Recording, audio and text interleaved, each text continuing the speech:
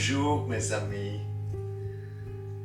In episode 8 I took you to Brantôme to show you the ancient abbey and the abbey church, and at that stage the caves behind the abbey were closed because of COVID, and I promised you I'll take you back once they've reopened. And it is time now to go back. They're open again, so Shirley Ann and I will take you back to Brantôme. But I was hoping to find that wonderful guide we had at the Abbey Church, Guy Benfield, to talk us through the history of the caves. Unfortunately, Guy has moved to a different tourism office, so I will try my best. Then the other matter is I had a few requests for a live question and answer session. Now, although some people warned me against a live session, I decided to live it dangerously, and in the next video I will give you a date and a time. But first I need some information from you, so if you could please let me know if 6 p.m. my time, Paris time, will suit you. And then also I will not be having a monitor, in other words a person to assist me with the live session, pointing out certain questions, etc. I'll be doing it on my own, and I will need more or less the kind of questions you will ask me beforehand. So I'm more prepared.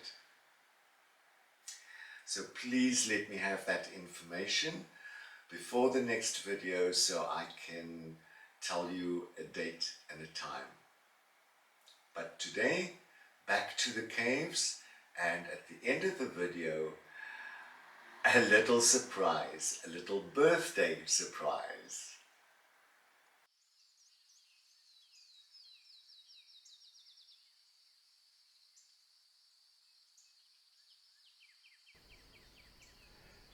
Cave dwellings are found all over the world, but in France it is certain that cave dwellings had an important role to play in the birth and the development of towns and cities. With the first beginnings of Christianity, people found such caves ideal for secret meetings or as places of retreat for praying and meditation, or even to hide from persecution. Following in the footsteps of the saints of old, generations of the faithful created underground monasteries in these sacred places, thus providing the center of villages or towns that later grew up in their vicinity. And such were the beginnings of Brantôme, its origins, these ancient cave dwellings along the river. And these consist of a large number of natural cavities that have been used to create cellars, houses, communal structures, etc.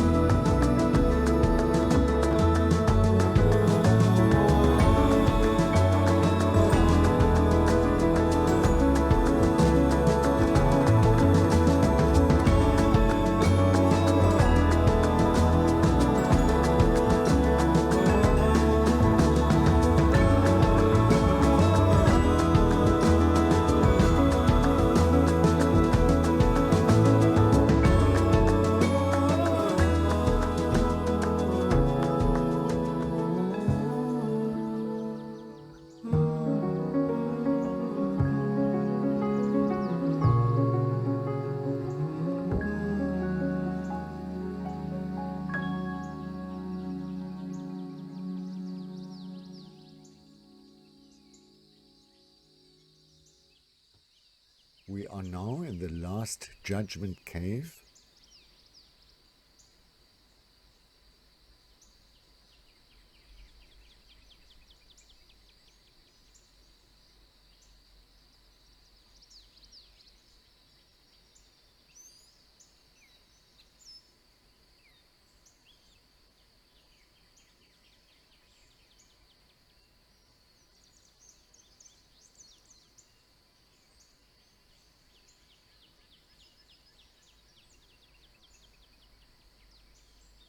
Now, on the right wall of the cave, there is the crucifixion. Christ is nailed to the cross, and the Virgin, St. John, and Mary Magdalene are standing at the foot of the cross, while the buildings in the background depict Jerusalem.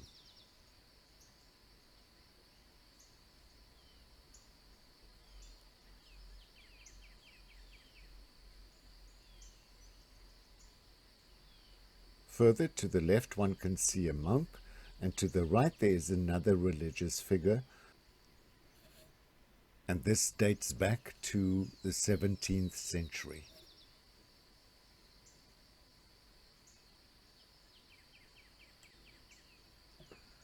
There are various interpretations for the centerpiece throughout history. For example, in 1816 someone wrote, "I believe that it depicts the triumph of death over life. It seems to me that the figure that we can see above, between the two ghosts, is a symbol of life, represented by the head of a woman, the features of which are African but fairly regular." And in 1842 someone wrote, "This is a dreadful scene of the Last Judgment," and there were many, many more. But a better procedure would be to simply consider the functioning of religious symbolism, while accepting that we shall never be certain of its meaning. And the two clear symbols are, number one, a figure of authority. The strange figure in the upper part dominates the scene by its location, size, design, and front-facing position. The figure is enthroned and majestic and breathes an air of authority. Its possession is rendered more explicit by the presence of angels, which frequently appear in religious art to indicate divine intervention. Angels, as the link between heaven and earth, bring the divine message to humanity by word, on the left scrolls, and music, on the right trumpets. And the other symbol, a symbol of death. At the center of the composition, like an apparition taking shape between the messengers from God, is death. Death is God's agent on earth, his policeman.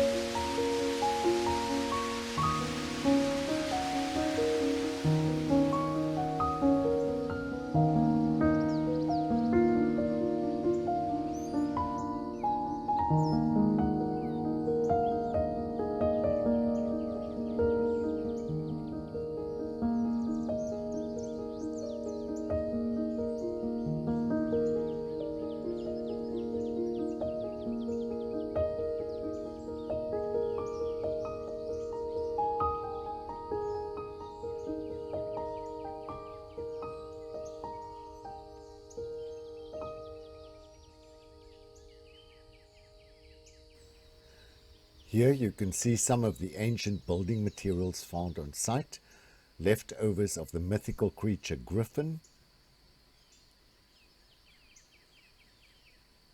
some cornices, and there at the back, some door arches,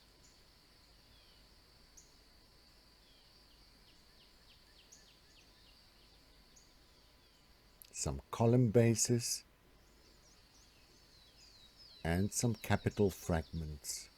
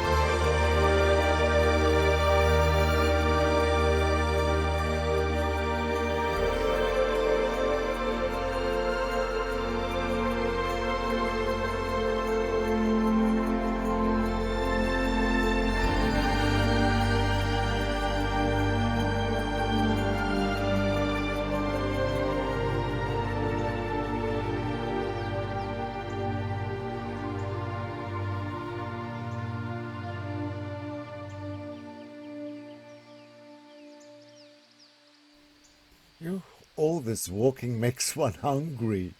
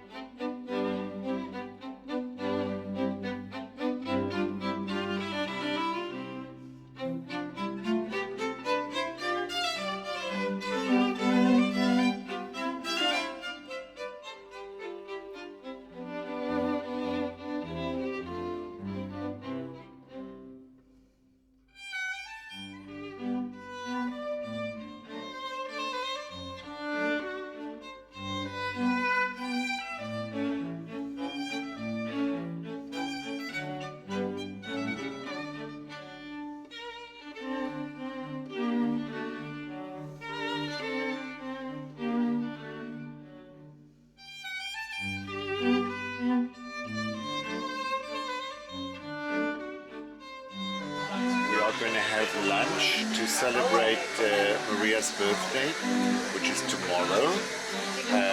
So this is the last day of... No, we're not going to say how many. 20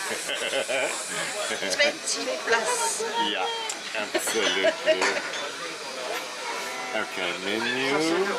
J'ai dit Allemagne, il n'y en a plus. C'est ça là qui remplace à la place. Ah voilà, on n'en a d'accord. plus, ça n'existe plus en fait. C'est ça la Merci, merci. D'accord. Er bestaat meer ook mensen. Wat heb je daar nou, Maria? What is it you're eating? What's your Cheeks dinner? from the pork. Pork I beg your cheeks. pardon. Pork cheeks. Pork cheeks. Pork cheeks. With tagliatelle. Yes. Yeah. Okay. And Lydie? Filet de canard. Magret de canard. Magret de So canard. it's duck breast. C'est formidable. Oh. And you? I've got the veal with a creamy sauce. Yeah, nice. Dat is lekker. Okay, Lydie, you ordered an Irish coffee. Irish coffee. Ah, Look at the layers. nice. Wow. Maria, what Yes. have you got?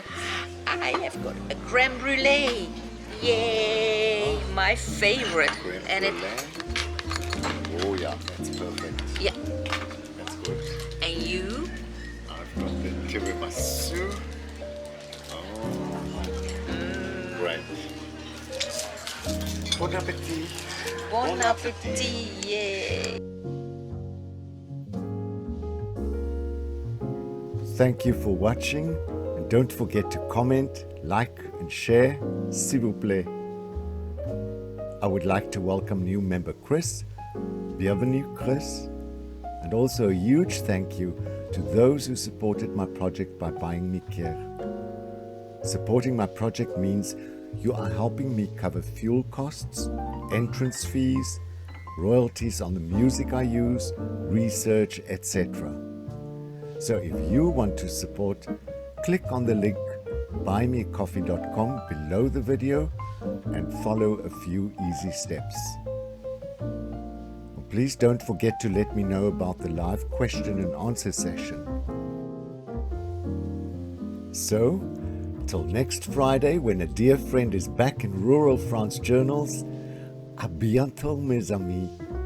See you soon, my friends.